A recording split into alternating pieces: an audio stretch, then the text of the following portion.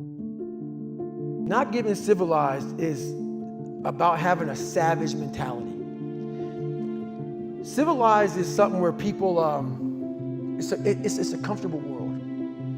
A lot of us say, like for instance, I see these athletes right now who retire, I'm 38, I'm 39, I did 20 years at the top of my game, and I'm chilling out now. You see them a year later and how they look.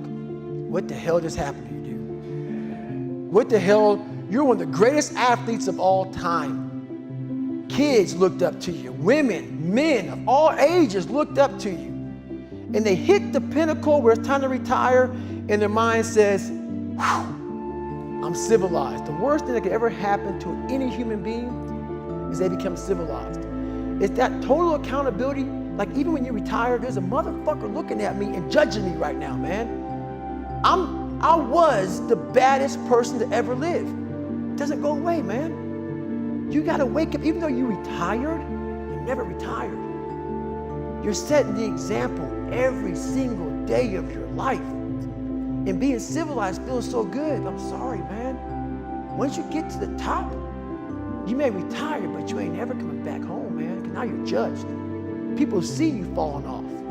You wanna be that guy who knows I may be retired from the sport or wherever I did, but I'll be damned if you ever see me looking like shit, feeling like shit, not arriving. People, I've arrived. I've arrived mentality. You're always setting the example. Civilization feels so good. These comfortable feelings are what people want. They want retirement. They want that, they need that. It's a yearning feeling. I want it too. People love putting a label on me about, my God, man, you're just wired different. I'm not fucking wired different, dude. I'm thinking right now, after I got past my stuttering thing, now I'm on a roll, I'm good now. You know what I'm thinking about right now? I gotta fucking wake up tomorrow and do the same shit again. I gotta leave this fucking interview and go stretch out for 2.5 hours. I hate that shit. But guess what it does though? I'm constantly callousing over my victim's mentality that I once had growing up. Every day you have to do this shit. Because why? When you stop doing it, you don't just maintain it. If you stop shooting a gun, you're not gonna be a great shot if you pick a gun up a year from now. The only way to keep from getting rusty is to constantly owe that motherfucking machine. The machine exists. You gotta keep challenging it every day. How do I do it? How am I able to do what I do on a daily basis? How do I fight the demons? Because they hear me speak and I'm very raw and real. How do you fight my insecurities? All these things. And they're there every day. They're there every day. Like you said, I'm in the search for a feeling. I'm not in the search for a trophy. I'm not in the search for love. I'm not in the search for more followers on Instagram or social media.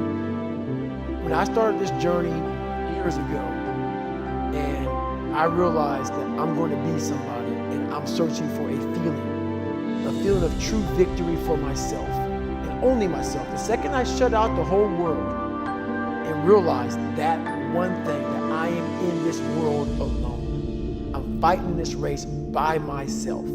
Yeah, I'm all about people, I'm all about team, I'm all about that shit, but I'm really all about right now and in my life, just like you said, no one knows the real truth about me, how hard I really go. I don't care if anybody knows. I don't want anybody to know. I'm an introvert. I live an introverted life, and I love that about me. That right there is my fuel, is I know that there's really no one out there grinding like me. And if they are, so be it. If I know about you, I'll make sure that I up my game. That's what the mentality is all about. My whole thing is a mentality thing. Like I told you the last time I was on the show, I viewed myself as the weakest person on the planet Earth. My goal in life was to, in my mind, believe I'm the hardest man alive. And that's why the whole thing is can't hurt me. That's what it's about. It's about whatever you think you are, you have to make that dream a reality. But that's where the hard part is making that dream reality. That's where the hard work comes. That's where people know, how do you keep grinding every day?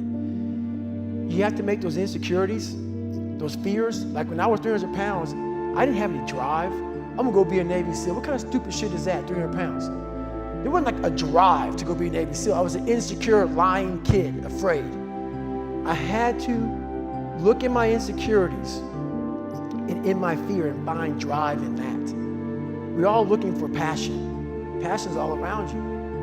You have a whole fucking stack of it all around you. It's your insecurities, all that shit. You gotta dive deep in that shit. It's all in there. All the energy and fuel you need is right in yourself. It's all there. You got a lot of stuff to do to overcome. And that's where I found it.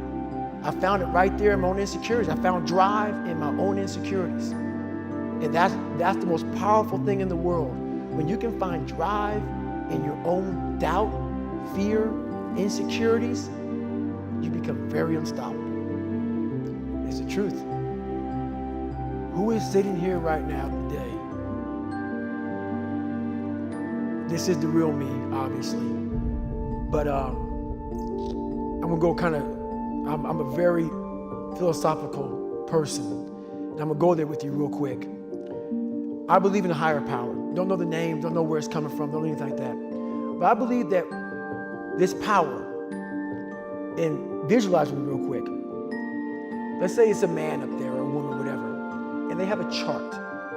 And when you're born, they say David Goggins, born February 17, 1975 at 6 a.m. They write the chart down because they can see everything. They know exactly what you're fucking supposed to be.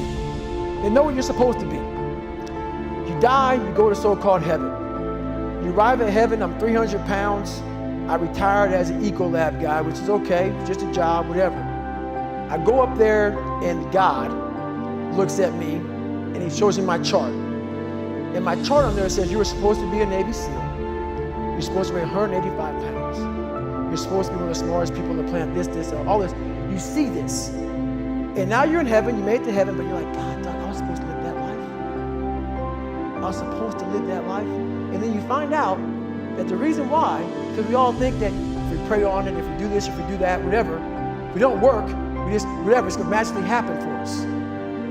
No, I believe that when I'm all said and done with, my whole job is to outwork the chart. Whatever the fucking chart says about me, the all-knowing power up there, I want to get up there and say, him look at me and say, I know everything. I didn't fucking see this. I didn't fucking see this. I want to feel that. I want to get to the other end of this fucking world, and however I'm being judged, whoever's judging me, to look at me and say, I did not fucking know. I had you at 185, I had you at this, but all this other shit, I was riding as you were living it. I want to find more. All I can. And in that fucking sack of shit, you have to dive in that to find more. Because if you're not willing to go in there and face yourself, you're not gonna find anything. You can live right here on surface, man, right here on surface. So if there is an ending to this world and there is somewhere to go and there's a judgment, you're gonna get there and you might see a chart. And that chart may tell you who the fuck you should have been. And now you get the rest of your life to think about that. Man, I could have lived a much better life if I just would have just suffered a little bit more. If I just would have went in that shit and realized I had so much more. But fear and the 40% and living here versus living here, being afraid, stopped me.